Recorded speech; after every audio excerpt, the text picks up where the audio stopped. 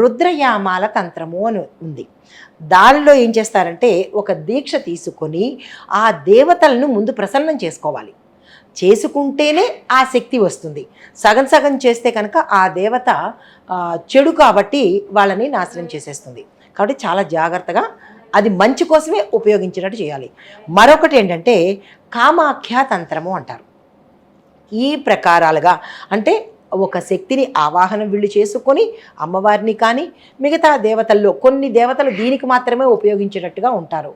ఆ దేవతల్ని ముందు ప్రసన్నం చేసుకుని అప్పుడు వీళ్ళు ఎవరికి మంచి చెయ్యాలో మంచి కోసం ఉపయోగిస్తే కనుక ఆ దేవత అనుగ్రహం కలుగుతుంది. చెడుకు చేస్తే కనుక అది డెఫినెట్గా రివర్స్లో వాళ్ళకి వెళ్ళే అవకాశం ఉంది. నువ్వు అన్నట్టు మాకు తెలిసిన వాళ్ళ ద్వారా వాళ్ళ కుటుంబంలో ఒకరికి జరిగింది. ఆ విషయం ఇక్కడ ప్రస్తావన చేస్తాను. అయితే ఏంటంటే చాలా దూరంలోనే వేరే ఊర్లో అనమాట. ఎప్పుడో యాదృచ్ఛికంగా మేము కలుసుకున్నప్పుడు మాట్లాడిన మాటల్లో ఇలా కూడా ఉంటుందా అని అనుకున్నాను.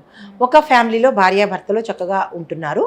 అయితే భర్తకి అంటే ఎక్కువ ఆస్తి ఉంటే కనుక భర్త వైపు కానీ భార్య వైపు కానీ ఆస్తి ఉంటే కనుక ఆ ఆస్తిని వీళ్ళు తీసుకోవాలి అన్న చెడు తలంపుతో థర్డ్ పార్టీస్ అంటుంటారు. భర్తని వశం చేసుకోవడం కోసం వీళ్ళు వేరే వేరే వెధవ పనులు చేసుకుంటూ ఈ వాళ్ళిద్దరిని అంటే ఆ భార్యాభర్తలిద్దరిని విడదీసి ఏదైనా ఫంక్షన్కో పార్టీకో పిలిచిన తర్వాత వాళ్ళకి ఇష్టమైన పదార్థంలో దీన్ని తినిపించేశారు.